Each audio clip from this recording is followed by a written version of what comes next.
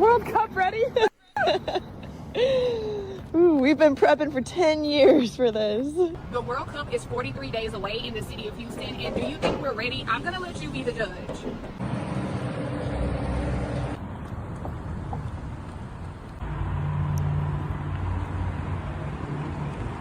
What?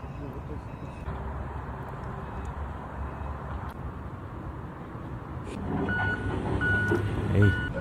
The World Cup The is a reality is 10 years of planning, budgets, committees, press releases, promise about billions of dollars coming into the economy, and 33 days out. And the question is very simple. Are we ready? And the honest answer for this is nope. Now, I want to be fair here. Hosting the World Cup is a massive operation, right? Nobody is saying it's easy. There are stadiums, airports, hotels, security, millions of people moving throughout cities. I get it. But there are two things here that doesn't sit right. Number one, $1,500 for one ticket. $1,500. Whoa, and it's not even for a good seat. It's for the worst seats in the stadium. That is crazy. It's not front row. It's not even near the field. It's not anywhere close to the action. The worst possible seats, 1,500. Think about your rent for a second. Your car payment. A full cart full of groceries. That is what they are asking a normal family to spend just to walk through the gate. Number two, you have the hotels, the bookings, the visitors who are supposed to fill those cities and spend money in those local businesses, but the numbers, they are not adding up.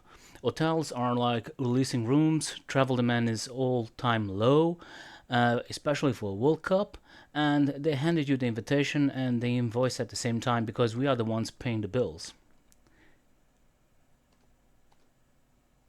So the main question here is, who is this for? And are you going to pay $1,500 for a ticket? Let me know in the comments. When the U.S. men's national team opens up the World Cup to a half-empty stadium, because that is exactly what's going to happen if FIFA doesn't fix the World Cup prices. As of right now, FIFA made three crucial mistakes. A, they priced out the working class. No middle-class family can afford these tickets. They made it so the World Cup is only for the very rich. Two, unfortunately, FIFA underestimated how much the very rich, and frankly, Americans in general, don't care about soccer. They're not going to be paying Super Bowl prices to go see a World Cup game. True. And three, they simply don't realize how much tickets in the US should actually cost. And before you argue with me that I don't know how much FIFA World Cup tickets should cost, I will say that yes, I've never been to a World Cup, but I've been to the playoffs of every major sport in America. I've been to national titles for football and basketball. I've been to bowl games. I've been to NBA playoffs, NFL playoffs, NFC championship game. I've been to the ECF for the NHL. You name it, yeah. I've been there. I've been to the ALCS as well. I know how much tickets cost in the United States. $1,500 for nosebleeds is a joke. Yeah. No person in their right mind is going to pay that. Instead, how much entry price for this game should be is $150. That is exactly the interest level that will get you in. And how do I know that? Well, that is about the interest level of a typical nosebleeds for an NFL playoff game. Okay, I paid $300 for lower bowl tickets for the Panthers' first playoff game in 10 years. You're telling me I have to pay 5 times that to send the nosebleeds of a World Cup game? Get the heck out of here. So while I agree, and I hear what he's saying here, and I want to be objective about this. He is right that the World Cup is the biggest sporting event on the planet, true, but it's not a regular game, and it's not the same as a friendly match 2 weeks before. It should cost something, true, but $1,500, that's crazy. That's absolutely too much. And there is a difference between charging for a premium event and pricing out the entire working class. Nobody can afford this. When a normal family cannot even imagine going, you have to ask, who is this for? For the elites? Who is paying for this? And the most important thing is the magic of football is in the crowd, right? The noise, the flags, the workers who save up for months just to get inside the building, but not at this price point. And if you remove those people, the event is not going to be that great. The crowd makes the event, you know? And look, we have to be honest. The United States is not Europe. It's not South America. Soccer is growing here, but it's not that big. It's not like a religion. Half the country still calls it soccer just to annoy people. So when FIFA prices this, like every American is desperate to go, they are not. They don't care about this. And it's too expensive. Too much.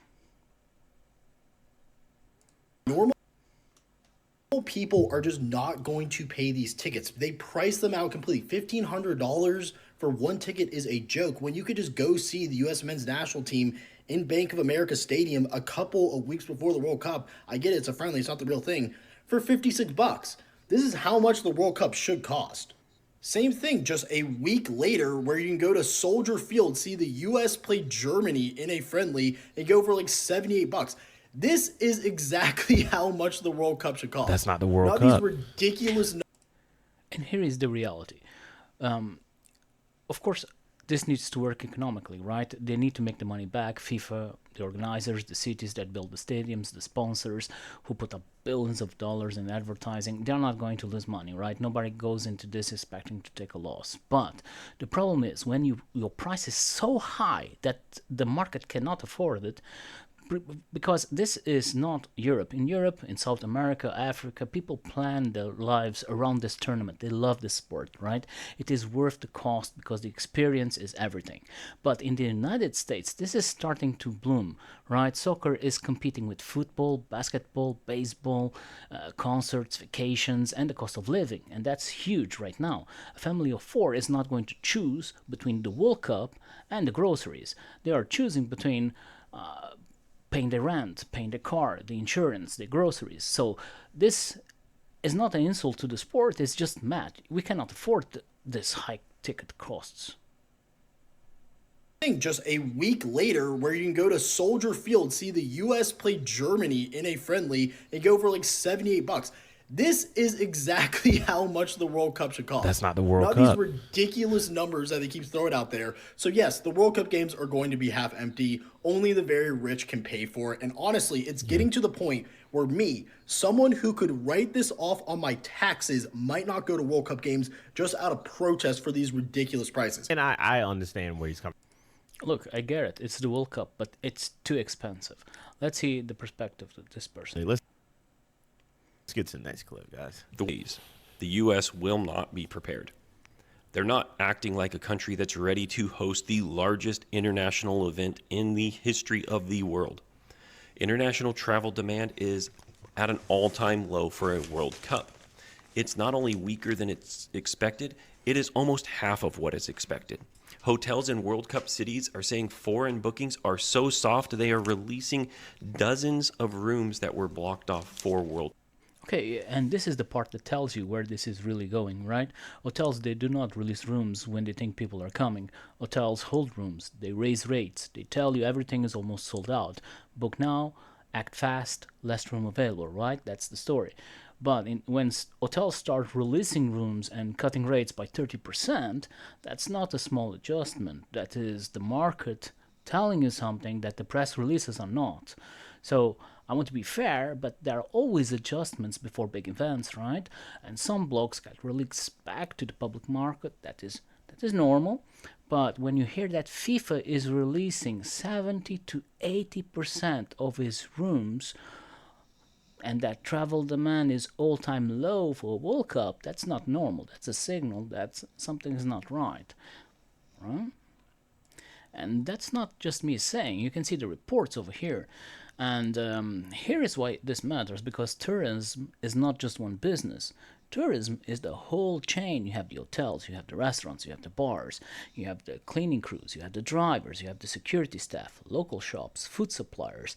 Every single business that staffs up, right, and stocks up because they were told that the World Cup was coming. If the visitor does not arrive, the money does not arrive, and then people who need the money the most, those are the first ones to get hit. The worker who got scheduled based on the promise now is the first one to feel it on the pocket. Fans are looking at the U.S. and seeing visa delays, phone searches, social media vetting, travel bans, political hostility, and the very real fear that they could spend thousands of dollars to come to watch a soccer game and get treated like a suspect at the border. Yeah. And now the Secretary of Homeland Security, Markwayne Mullins, is telling Congress and the world today that the World Cup preparations by the department in the federal government that's supposed to protect the homeland is not up to par. That they're not ready for the matches, that they're not ready for the hundreds of thousands of additional tourists and fans every single day. TSA says it's 4 to 6 months away from training new officers, and that's if they can get fully staffed today. The tournament starts in 33 days. Yeah. Cyber and infrastructure security says that, well, their outreach has been limited because they were restricted by what they could do during the funding lapse. Customs Border Protection says they were unable to buy new equipment, vehicles, aircraft, surveillance systems, and intelligence tools, and the ones they have are now in maintenance or are otherwise negatively affected. DHS officials... Yeah, and this is where normal people understand the story better. Because normal people knows how it feels like when not only everything is expensive, but then you have the security at the airports, you have tourism that is getting affected. For example, the World Cup was supposed to be the biggest tourist win in a generation, right? It was supposed to generate like $3 trillion in economic activity. But this doesn't seem to be the reality. But the most important thing here is beyond tickets and hotels. Because, okay, we already said super expensive, expensive hotels, expensive tickets, and people are going to feel unwelcome or unsafe. And that is the biggest issue here, because there were cuts, budget cuts on the TSA and other sectors from this administration. So you have a real problem because international travel needs trust, and people are not just buying a ticket to a game, they are buying the belief that the trip is going to be worth it and that nothing bad is going to happen at the airport. And what we are hearing here is that we got visa delays, phone searches at the border, social media vetting, travel bans from certain countries, political hostility, and a very real fear that fans around the world that they could spend thousands of dollars to come watch a match and that get treated like a suspect at the airport. So, or even at the stadium. So I'm trying to be objective here. Security matters, right? Nobody wants to be on an unsafe place, right? But there is a difference between being secure and being unwelcoming, right? And right now, I think that we are sending the message that some people are welcome and others are not. So have said that coordination with state and local partners were hindered to the point that all of their planning efforts were reduced. And they still haven't paid out $625 million in security grants to the local municipalities. So let's be clear about this. The Trump administration wants the photo op of America hosting the World Cup. That's why they pursued it during his first administration. But his administration has made America look more hostile to visitors, chaotic at the border, unstable in Congress, and underprepared inside the very department responsible for keeping this event safe. yeah. You cannot sell the World Cup as a welcome mat while governing like every foreign visitor is a threat. And now everyone in the administration seems shocked that the world is not rushing to come here. So if you're planning on coming here for the World Cup, don't. It's not safe. Go to Canada. Go to Mexico. Go anywhere but the United States. And here's the thing that doesn't add up, right? The administration, they wanted the photo op of America hosting the World Cup. Cool. They pursue it, they promote it, and it was supposed to be that moment where the world all comes to America and everybody wins, right? But at the same time, the Department of Homeland Security is telling Congress that they are not ready. The TSA says that they are 4 to 6 months away from training new officers. So the tournament starts in 33 days, 4 to 6 months away, and you do not need a degree in logistics to see the problem here.